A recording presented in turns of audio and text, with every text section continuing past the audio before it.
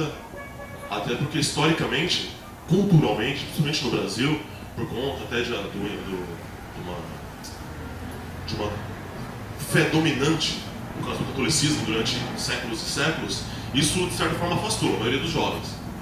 Né? Religião é uma coisa quadrada, uma coisa babaca, tal assim, então de certa forma acaba afastando fé da religião, a juventude da religião, mas não da fé. Porque a fé se manifesta de várias formas.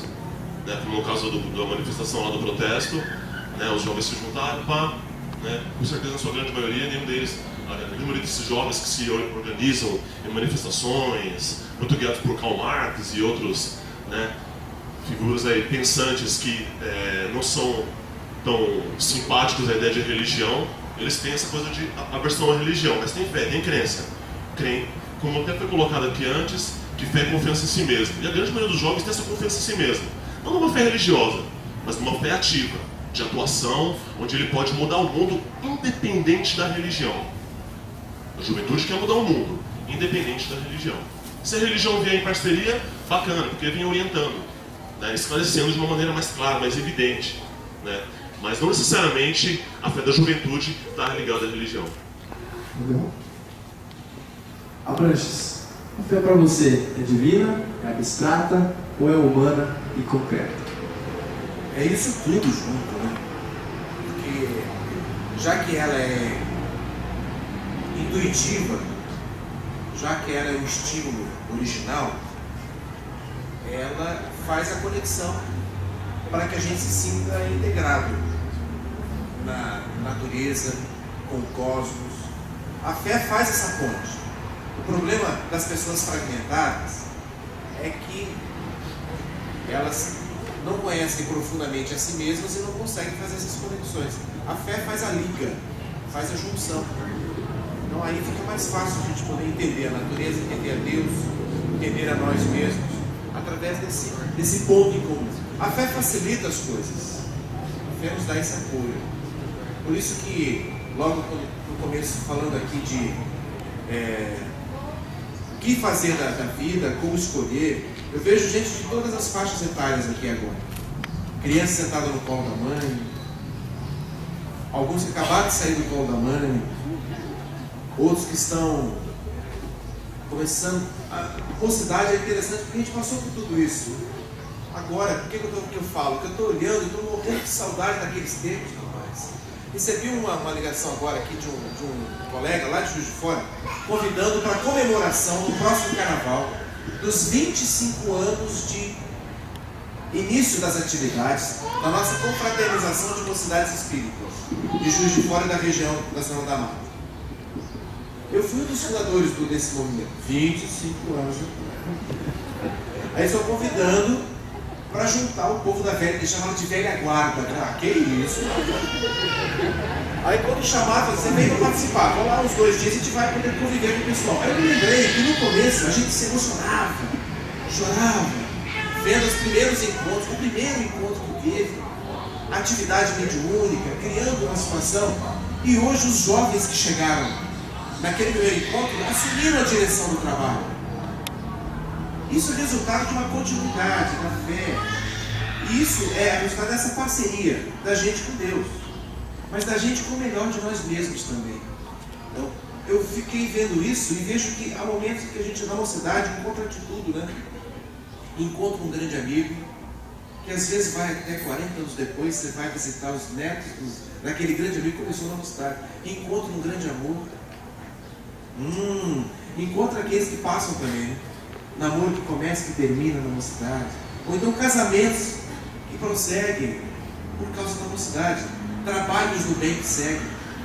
Um dos pontos que fazem a fé ser um elemento importante nessa hora, você está rindo do que, rapaz? É com a cara de que, ó, rodeado de meninas ali. Você mesmo. Ele ficou vermelho, está feliz da vida, né?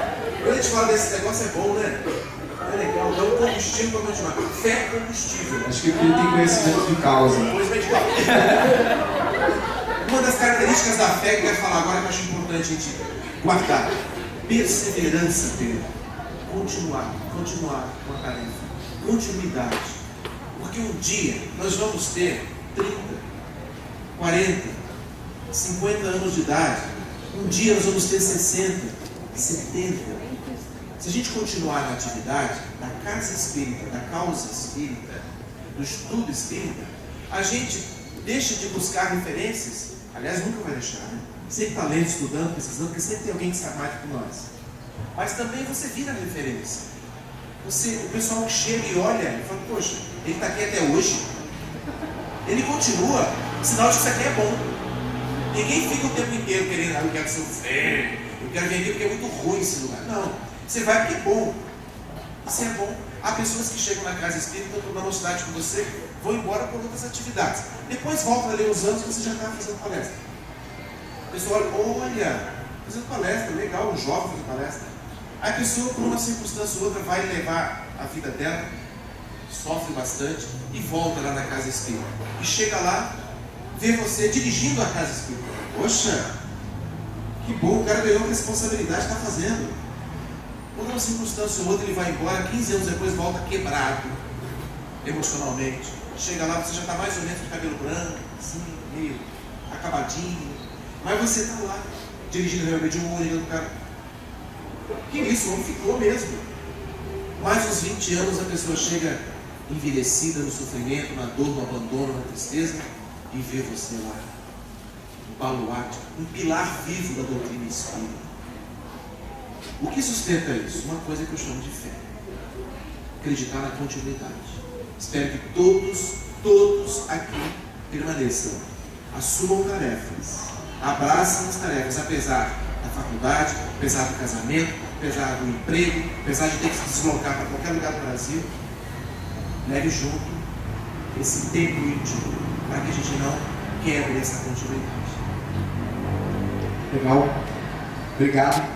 Agora a gente vai falar, já que a gente está falando de mocidade, vamos falar da nossa fé. O mais legal da produção desse programa é que, assim, são tantos jovens juntos, cabeças, e aí, assim, no dia a dia da gente, às vezes a gente escuta ou conhece uma profissional, um cantor ou uma cantora. Foi o caso do Miltinho, que conheceu uma cantora. Primeiro a gente vai ouvir a música dela, depois ele vai falar dela. Nossa fé, vamos ouvir.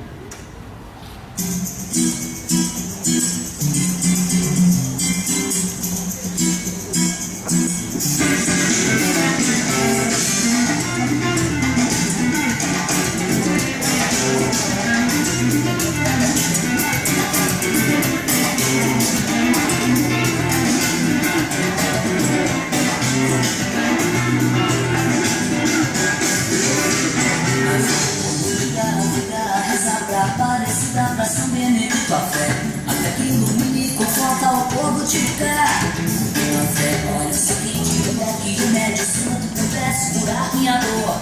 Acendo uma vela ou faço uma prece, Senhor. Onde ela fica, reza pra Aparecida, pra São Benedito a fé, até que ilumine e conforta o povo de fé. Olha o seguinte, que remédio santo pudesse curar minha dor. Acendo uma vela ou faço uma prece, Senhor. Aqui nessas lutas tem gente de todas as crenças, de todos os credos, querendo somente o que é divino.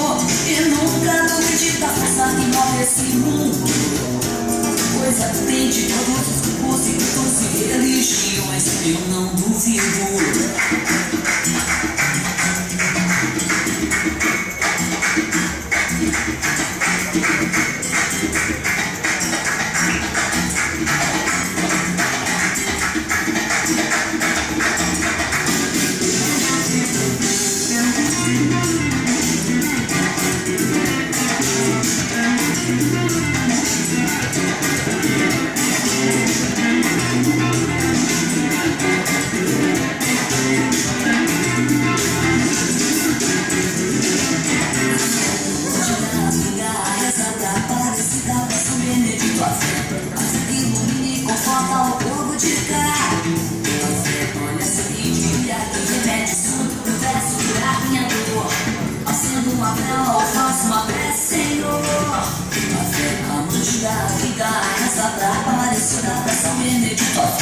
Até que ilumine e conforta o povo de cá. A fé, olha, seguinte, que remédio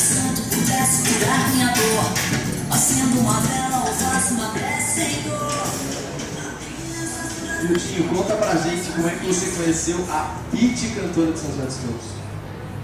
Na verdade, eu conhecia... Oi. Eu conheci, na verdade, a Pitty, a Priscila, essa semana. Mas a Ariane e o Fernando conheceram umas 2, 3 semanas atrás, num show dela. E ela tava lá com os CDs e tal, e eles, não sei se compraram, ganharam o CD, ganhou o CD. E eles deixaram o CD no carro. E um dia de manhã, indo pro banco, tinha parado. O Fernando ficou com o carro, né? Eles andaram com o carro e ficou parado na faixa 5. Quando eu liguei o carro, a primeira música que eu ouvi foi essa música, a gente planejando o evento sobre fé, e nada por acaso. E é uma música muito bacana que eu acho que fechava bem esse nosso primeiro bloco, que fala um pouco da fé independente de religião. Aqui tem de todas as crenças, de todos os cultos. E isso é bem legal, né? Essa irmandade. E é uma cantora e compositora da nossa cidade. Ela até, quando a gente conversou, ela alimentou a possibilidade de estar aqui hoje com a gente, mas ela teve um show ontem à noite e hoje à tarde ela vai gravar. E ela falou, olha, tá bem difícil, mas ela ficou super feliz, aí deu mais CD pra gente, deu cartão, ficou super feliz do fato da gente divulgar a música dela aqui. É uma artista da nossa cidade. Valeu. Bom, a gente vai começar agora o segundo bloco. Fé que transporta montanhas. O pessoal pesquisou aqui pra gente. Vamos dizer assim, ó, a fé necessita de luz da ciência para não se tornar cega, para não se tornar fanática, fundamentalista e perigosa. A ciência, por outro lado, precisa da fé para não cair no racionalismo e não colocar suas descobertas em malefício da humanidade e do nosso planeta. A ciência e a fé se auxiliam mutuamente para o próprio benefício da humanidade. Esse bloco sobre a fé que transporta as montanhas, a gente vai seguir o nosso bate-papo, mas agora eu queria abrir o espaço para vocês. Tem alguém que queira fazer alguma pergunta para os nossos convidados? Tem.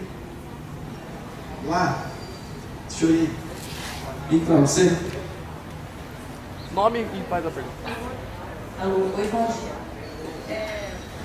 Tá falhando.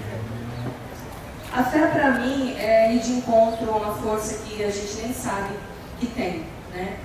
E buscar o impossível em todos os lugares, né? Quer seja na saúde, buscar uma cura, uma maternidade, enfim, a fé é tudo isso. E eu queria perguntar para o Marcelo, na opinião dele, por que às vezes a fé dói?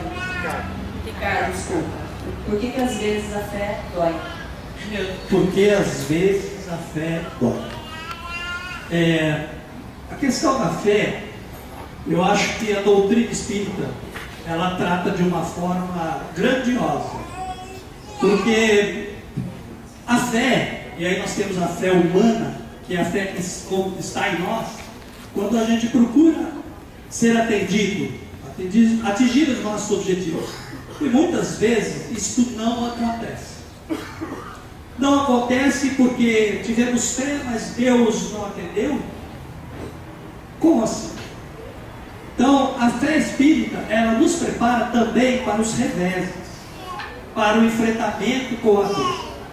Muitas vezes nós encontramos na literatura, de uma forma geral, literatura de autoajuda, algumas mensagens até inconsequentes, que não preparam o ser para também entender que a dor também é um processo de aprendizado e de crescimento. Quando Deus não nos concede algo que a gente pede, e a gente deve pedir, provavelmente será atendido se a fé for genuína, mas pode acontecer da gente encontrar a resposta de uma outra maneira. E essa outra maneira, muitas vezes, é a dor que dói. Mas na doutrina espírita, dor não é significado, não é sinônimo de sofrimento.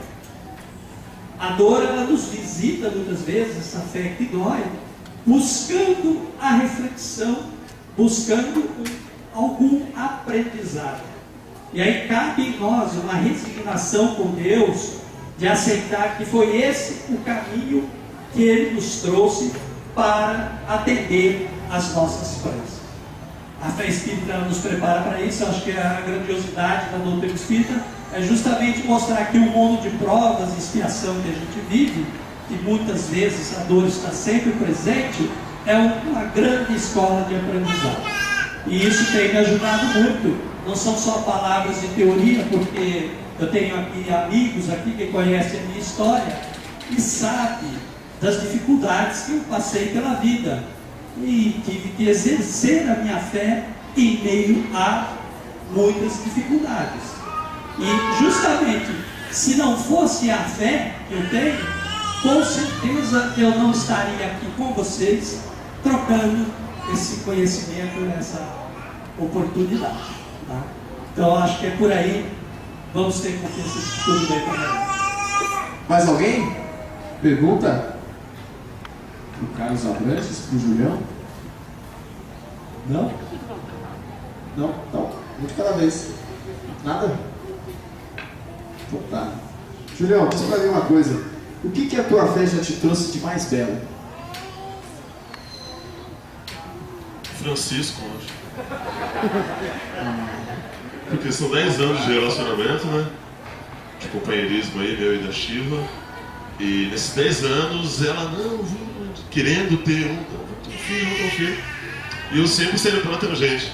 Até que, né, há um tempo atrás, eu pedi com fé, aí ele veio. Então a coisa mais bela que eu conquistei com a fé foi o Francisco. Mas só dando continuidade a essa ideia da fé que dói, né, muitas vezes Deus nos coloca, não nos atende, como foi colocado, não nos atende. Né? A gente quer uma coisa e a gente não é atendido. E eu passei por uma situação assim, sou músico, cantor, compositor, tal assim, e a vida de artista, né, fora os medalhões aí, tal assim, é difícil. E certa vez, na frente do computador, sem data nenhuma na agenda, tendo conta pra pagar e tal, e eu, caramba, Deus, me ajuda, né? Tô precisando tocar, tô precisando de grana pra pagar a conta. Aí toco o telefone. Toco o telefone e falei, nossa, deve ser algum contratante. Aí era do PAT, né, do Ponto de Atendimento ao Trabalhador. Júlio César de Lima? Sim, então uma amiga sua aqui te indicou para uma vaga de trabalho na Atento. Interessa pra você? Daí eu falei, claro que, né? Aí eu fui, fiquei um ano lá. Quem tá fazendo escola de aprendizes aí, a Atento é um ótimo estágio para reforma íntima, né? Para o exercício da reforma íntima, então assim. Então, como falei, como foi colocado aqui, muitas vezes Deus nos coloca situações assim, que a gente pede uma coisa, mas daí vem outra. Como eu falei, estava na frente do computador, pedindo uma data para tocar, precisando de pagar as minhas contas. Aí, em vez de um contratante me ligar, aparece uma oportunidade de emprego. Não a melhor do mundo. Apesar que depois de um ano lá, eu percebi que essa é a melhor oportunidade que eu tive naquele momento foi essa oportunidade de emprego lá na Atento, que foi um ano de extremo aprendizado e totalmente de reforma íntima. Né? E posso cantar uma música? Segura aí rapidinho. Já te dou essa oportunidade. É porque eu estou em um pensamento aqui, ó, o pessoal, a equipe de pesquisa desse programa é maravilhosa. Já falou que tem um pesquisador aqui chamado Packer, que tem um livro que diz assim, ó, como Deus curador. E fala justamente sobre isso. Não, o sofrimento emocional é inevitável, mas a fé pode dar ao ser humano sabedoria para lidar com essas emoções e outras presentes para a vida de todo mundo, né? A terapia ela pode ser um procedimento demorado e que demanda paciência, pois para que ela funcione é necessário desmontar estruturas, né, perversas que problemas ao longo da vida edificaram no nosso sistema emocional. Só assim seremos capazes de fazer opções mais livres que geram crescimento e felicidade. Júlio, você quer tocar? Vamos lá, depois tem uma pergunta para você.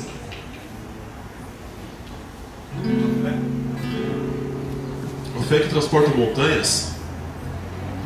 Tem um compositor fluminense chamado Marcelo Yuca, ex-baterista da banda O Rapa, que pra mim ele é um exemplo de fé, tal assim, perseverança e tal.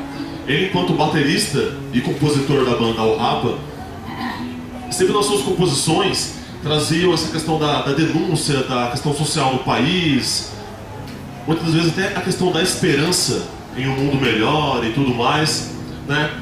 Até que chegou um determinado momento da vida dele que ele foi vítima daquilo que ele lutava contra, que é a violência social. Recebeu 9 tiros, se eu não me engano, né? 9 tiros, né, numa fuga de um assalto, tomou 9 tiros e hoje se encontra cadeirante. E ele tinha todos os motivos do mundo, passado por essa situação, tinha todos os motivos do mundo para abrir mão Fala, meu, pô, eu luto contra uma coisa e sou vítima dela, né? Pelo amor. Lavar as mãos e seguir a vida dele, mas não. Essa situação que ele vivenciou fortaleceu a fé dele. Fortaleceu a fé de que ele deveria continuar lutando, a continuidade da fé. E essa música que eu vou cantar agora descreve, acho que, um momento muito importante da vida dele, que é quando ele está no leito do hospital e ele abre os olhos, olha para o teto e vê as infiltrações, e acho que a letra explica melhor.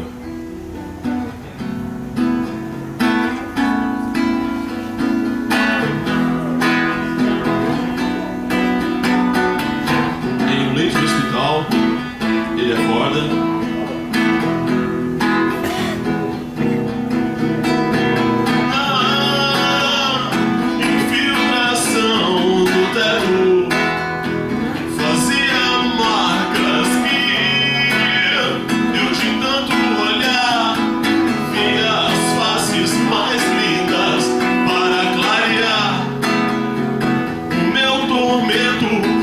Flores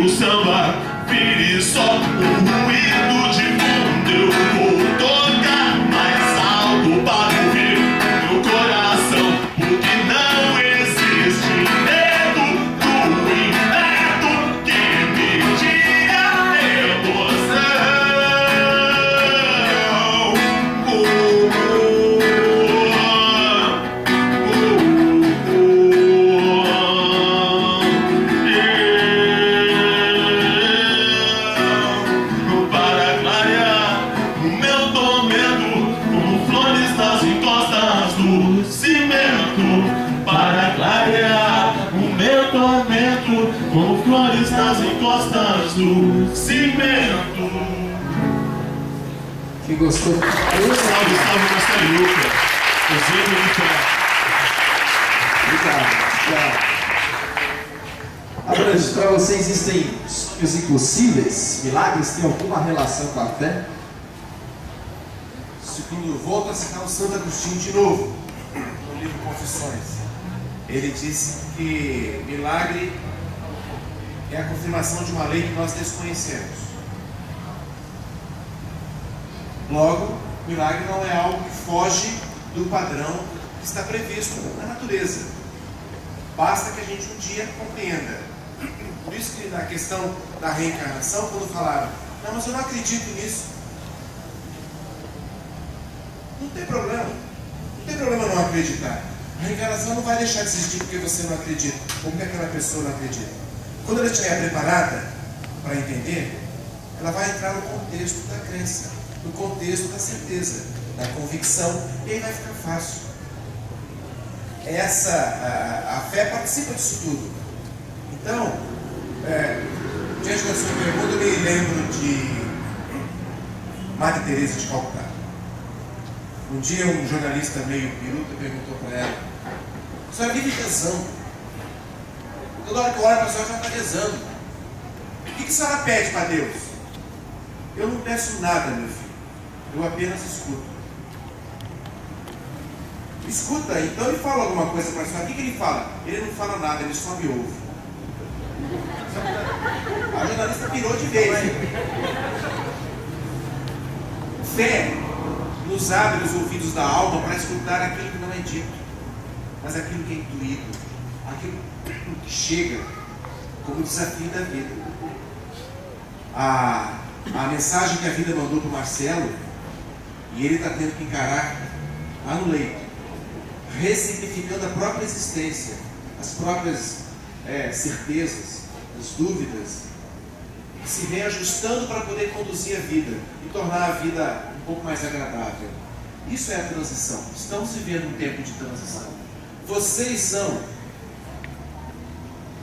que eu falo, essa geração de jovens de agora, porque nós outros continuamos, nós mais velhos um pouco, continuamos derrubando fronteiras. Eles vêm porque a estrada já está asfaltada.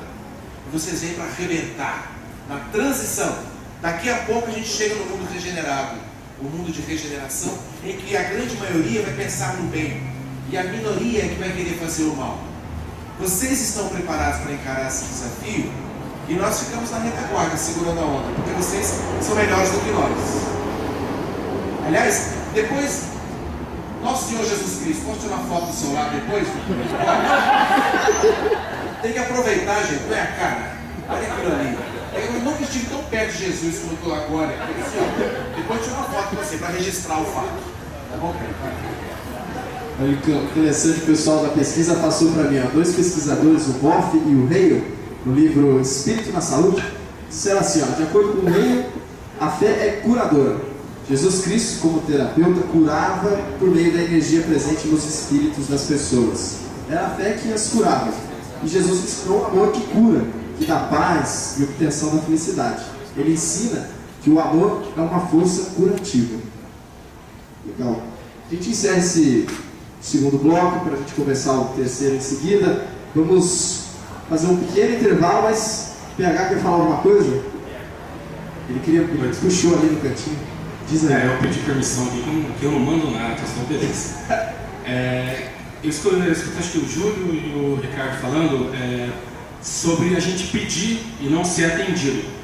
Eu acho engraçado que eu mesmo muitas vezes fiz esse pedido. Eu acho que a maioria dos jovens tem esse pensamento, peço e não acontece.